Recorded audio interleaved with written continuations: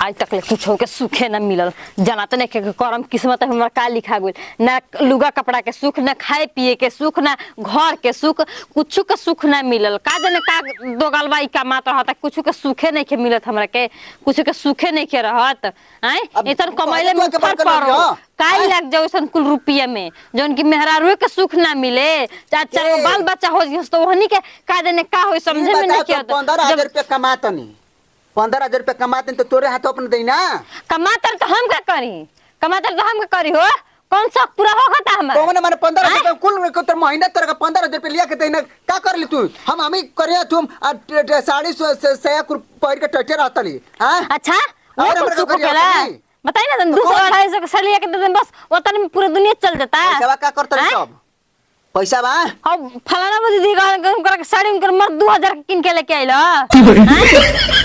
हमरा के 500 का साड़ी का आइला होली में मानो के तोर का 15,000 रुपया देने का के पैसा रे।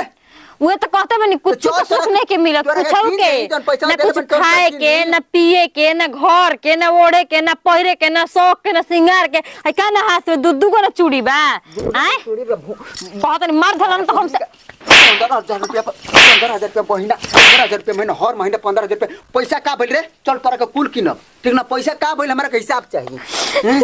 तू कवरे न त ताना मारतली हमरा के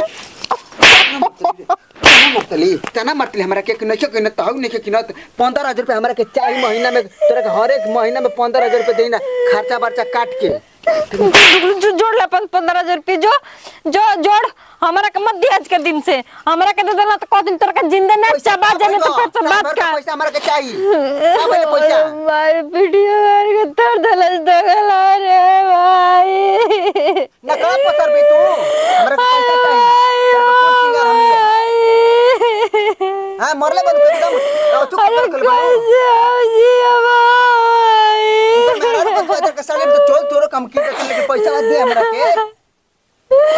हमर करवा फट गइल भाई चलू हैं ना कर 15 रुपया ना चल कर काम तू कर चल साल भर का 2 लाख रुपया हो 1,80,000 रुपया जो तक मांग में माठू सनी हां जो निकाल ले चाहे घर दुआर बनावे खातिर एको पैसा नहीं कहतली कुल पैसा तू कर दली। हां तोरे में मैं रुकल जाता रुको अब समझाओ तुम तारे के माथा गरम कर बलू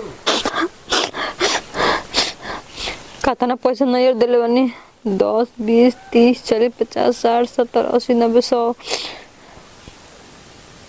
10 20 यानी 12 महीने में 1 लाख रुपया 1,10,20,000 रुपया दे देले बानी। अपन घर बनवाते नहीं कि हमार माइयो कम की थोड़े ना भी है। मीठे मीठे बोल बोल के हमरा से मैं पैसा लेत जाती है। अपन घर दुआर बनवावे के ठिकाने नहीं के वही जा घर बन के रंगा पोता गइल। अब तो हमको नहीं कि हम ही ना खड़ा बना ले झूठो के साड़ी किनवाई लेकिन नहीं तो हमारे पर भारी पड़ गइल।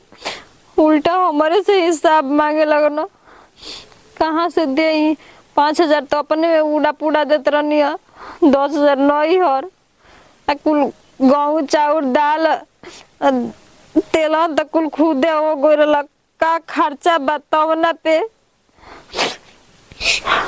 अभी तो कितना जोड़ियन तो कितना हमरा के मोरियन